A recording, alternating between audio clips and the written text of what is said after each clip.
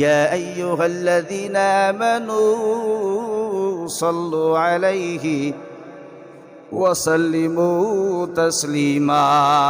আল্লাহ ডেকে বলে, নিশ্চয় আমি আল্লাহ এবং ফেরেশতা মণ্ডলী আমার নবীর শানে দরুদ ও সালাম প্রেরণ করি। সুবহানাল্লাহ কোন।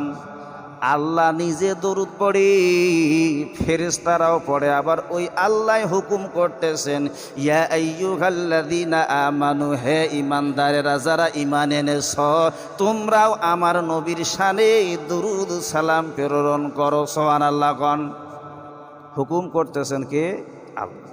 যে আল্লাহ হুকুম করেছেন নামাজের, রোজার, হজের, সেই আল্লাহ হুকুম করতেছে যে আমার নবীর শানে ঈমানদারেরা তোমরা দরুদ পড়ো। বেঈমানকে আল্লাহ বলে নাই, যারা বেঈমান, মুনাফিক, মুশরিক, কাফের, এদেরকে আল্লাহ বলে নাই। আল্লাহ শুধু ঈমানদারকে বললেন যে যেহেতু আমি নবী, আমি আল্লাহ পাক আমার নবীর শানে দরুদ পড়ি, ফেরেশতারাও পড়ে, তোমরা ঈমানদারেরাও প্রেরণ করো।